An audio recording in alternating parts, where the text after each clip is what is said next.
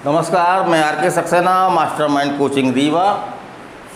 इस educational YouTube channel में आप सभी लोगों का बहुत बहुत स्वागत और अभिनंदन करता हूं। मेरा ये सिविल जज और एडीपीओ की ऑफलाइन क्लास है, जिस दौरान ये वीडियो बनाया जा रहा है। और आज मेरा टॉपिक है आईपीसी 1860 का सेक्शन आपका कौन सा है, 82 और 83। सेक्शन 82 और 83 तो बहुत ही महत्वपूर्ण सेक्शन है। इससे क्वेश्चन जो बनते हैं लगभग मैंने पूरी चीज़ें यहाँ पे समझाने का प्रयास किया है। तो यदि आप ये वीडियो देख लेते हैं तो मेरा ये अनुभव है कि धारा 82 और 83 से भी अगर किसी भी तरह क्वेश्चन बनते हैं वो आपसे गलत नहीं होंगे। तो चलिए हम चलते हैं। तो हम कैसे देखते हैं, धारा 82-83 में जो है वो बालक के कार्य से संबंधित है, एक्ट ऑफ चाइल्ड। और इसमें मुख्य रूप से आपकी दो धाराएं आती हैं, धारा 82 और धारा 83। तो धारा 82 में 7 वर्ष से कम आयु के शिशु के द्वारा किए गए कार्य को जो अपराध नहीं माना गया है। और ये किस सेक्शन में है, धारा 82 में है। और एक प्रकार से हम देखते हैं कि धारा 82 जो है वो पूर्ण उन्मुक्ति प्रदान करती है। इसी तरह से हम दूसरा देखते हैं तो सेक्शन आपका 83, इसमें 7 वर्ष से अधिक किंतु 12 वर्ष से कम आयु के शिशु का कार्य, तो ये बचाव हो सकता है और बचाव नहीं भी हो सकता है। ये बचाव कब होगा, जब जो शिशु 7 वर्ष से अधिक और 12 वर्ष से कम है उसके द्वारा जो काम किया गया है वो अपने आचरण की प्रकृति और उसके परिणाम को अगर समझने में सक्षम है तो धारा 82 का लाभ उसको नहीं मिलेगा। यदि वो सक्षम नहीं है तो धारा 82 का लाभ उसको मिलेगा। तो इस प्रकार हम देखते हैं कि धारा 83 जो है वो पूर्ण उन्मुक्ति नहीं प्रदान करती है, पूर्ण उन्मुक्ति नहीं प्रदान करती है। अब चलिए हम धारा बाई धारा लेते हैं। तो हम लेते हैं धारा 82। तो धारा 82 में क्या कहा गया है, तो कहा गया है 7 वर्ष से कम आयु के शिशु का कार्य अगर कोई वो बात करता है तो वो क्या होगा, अपराध नहीं होगा, है ना। तो कभी कभी ये धारा 82 पूछी जाती है कि धारा 82 में क्या है, या धारा 82 में शिशु की आयु कितनी आवश्यक है, तो कितनी आवश्यक है, 7 वर्ष से कम। यदि कोई 7 वर्ष से कम आयु का शिशु है और उसके द्वारा कोई ऐसी बात की गई है जो अपराध है तो वो अपराध की श्रेणी में नहीं माना जाएगा और शिशु को जो है वो दोषी नहीं माना जाएगा। तो वही हम बात कर रहे हैं फिर से जो हमने ऊपर की थी।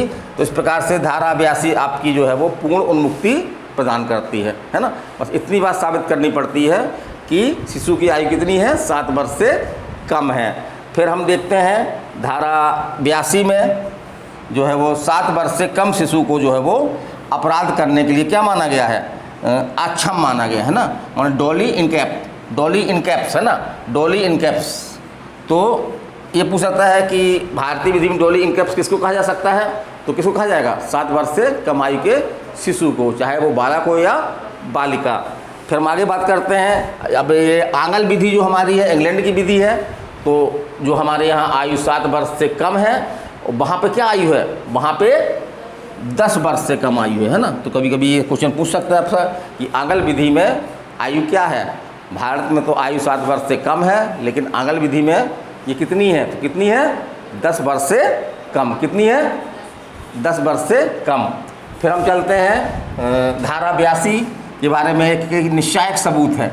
माने यदि ये साबित कर दिया जाता है, मतलब साबित कर दिया जाता है, उसकी अगर सर्टिफिकेट से ये मालूम जाता है कि उस बच्चे की आयु जिसने कोई अपराध किया है 7 वर्ष से कम है, तो उसको जो है वो अपराध की समझ न रखने की अवधारणा कर ली जाती है, बल्कि निश्चायक सबूत मान लिया जाता है। और उसको एक खंडन करने में जो है वो कोई भी एविडेंस जो है वो न्यायालय स्वीकार नहीं करेगा।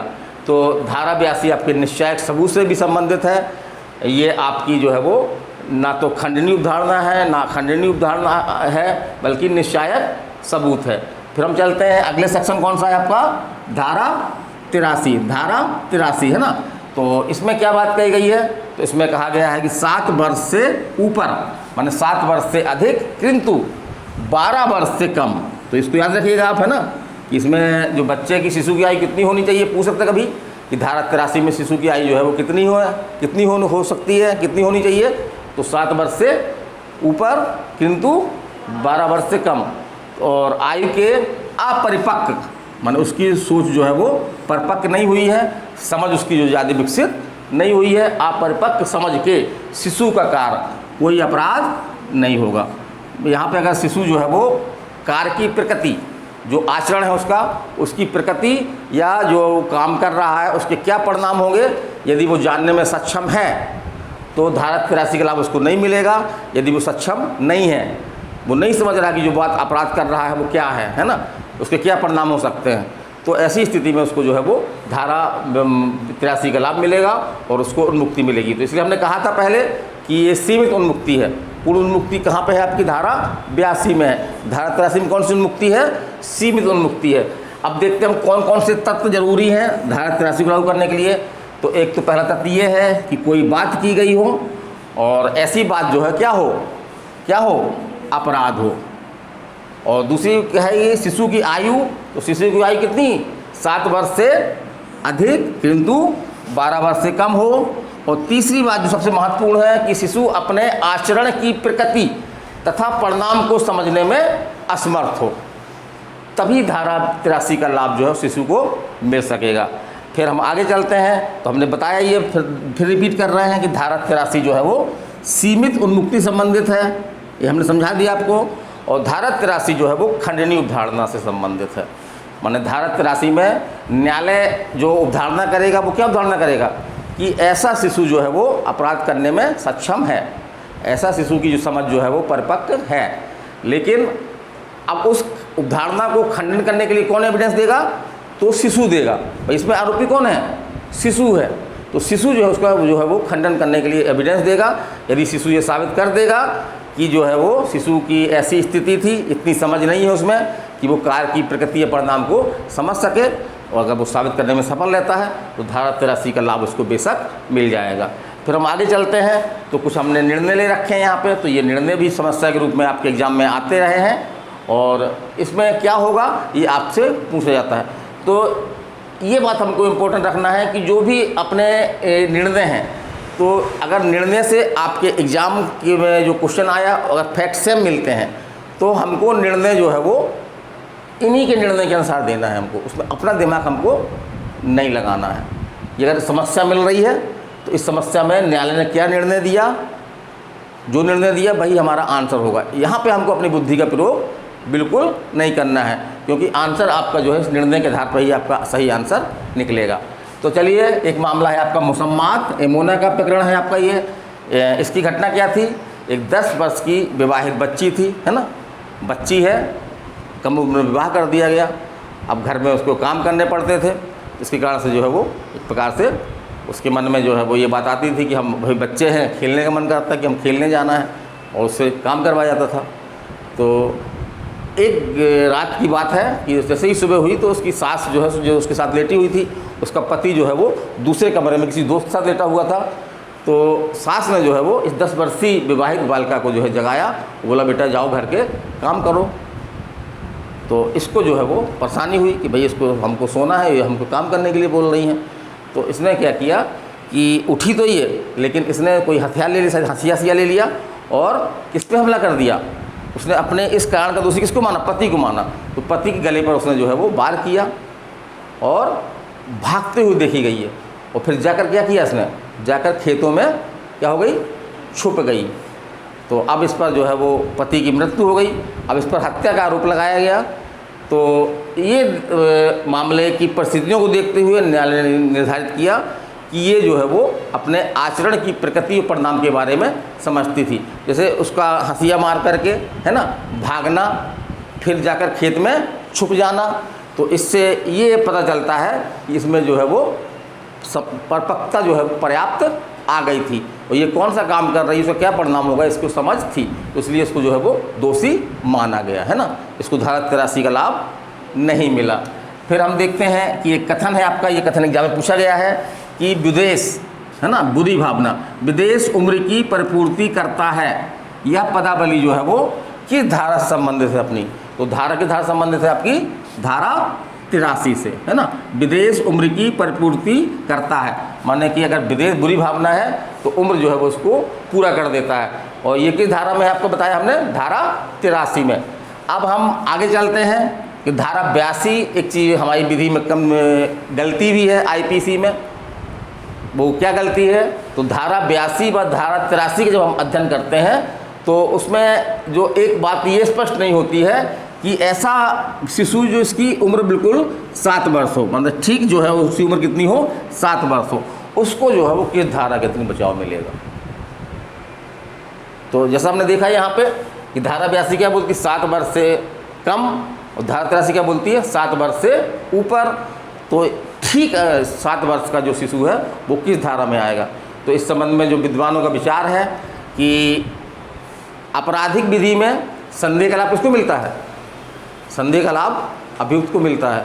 तो यदि कोई ठीक 7 वर्ष का बच्चा है तो वो किस में आएगा, धारा 82 में आएगा। किस में आएगा, धारा 82 में आएगा।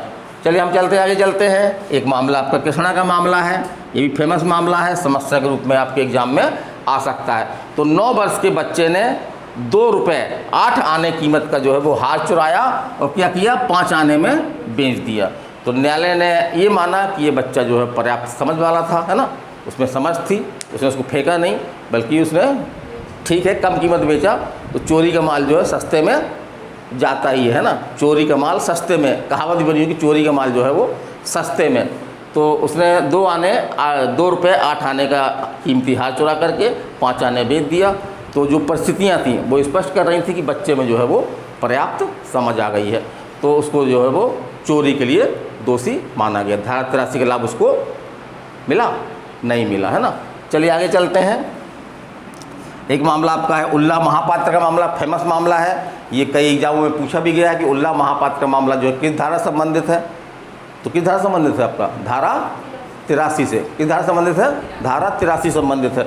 और इसमें घटना क्या थी, तो इसमें एक बच्चा था जो 11 वर्ष से तो अधिक था लेकिन 12 वर्ष से कम था, शायद उसकी उम्र 11 वर्ष 4 महीने थी। तो उसने क्या किया कि उसने जो है वो अपने हाथ में चाकू उठाया और मृतक को जो है वो धमकी देने लगा कि मैं तुम्हारे जो है टुकड़े टुकड़े कर दूंगा। इस तरह कई बार बोला उसने, अंततः जो है उसने चाकू मार दिया, जिससे मृतक की जो है, जिसको चाकू मारा उसकी जो है वो क्या हो गई, उसकी मृत्यु हो गई।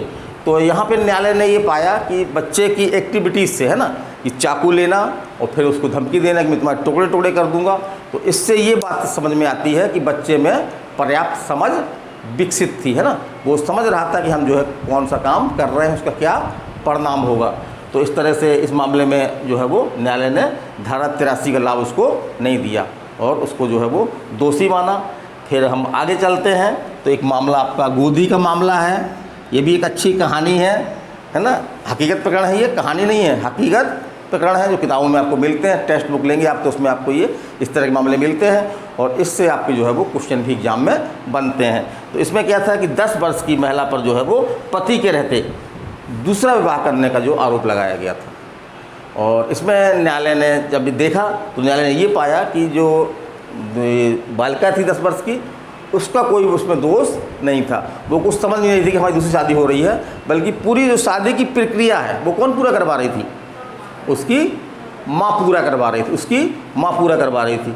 तो इसमें न्यायालय ने कहा कि जो है वो उस बच्ची में इतनी समझ नहीं है, इसलिए उसको 2 विवाह का दोषी नहीं माना जा सकता है और उसको धारा 83 का लाभ दिया गया।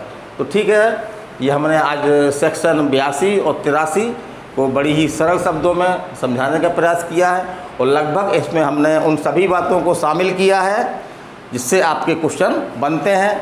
तो पूरा हमारा जो अनुभव कहता है कि यदि आप इतने फैक्ट जानते हैं तो धारा 82-83 से आपको कोई क्वेश्चन गलत नहीं होंगे। तो मेरी ये ऑफलाइन क्लास है सिविल जज ADPO की, जो यहाँ पे Rama Govind palace mastermind coaching Rewa में संचालित हो रही है। तो उसी का ये क्लास के दौरान ही जो है वीडियो बनाया जा रहा है। तो ठीक है, अगली बार हम फिर मिलेंगे। अब तो कल संडे है ना, मंडे को हमारा जो है वो इसका तीसरा वीडियो शुरू होगा। ये हमारा IPC की क्लास जो है वो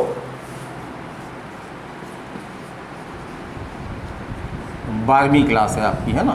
तो आप चैनल में जा कर के और IPC की पूरी क्लास देख सकते हैं, क्लास 1 से लेकर के और 12 तक, माने आज की ये क्लास तक।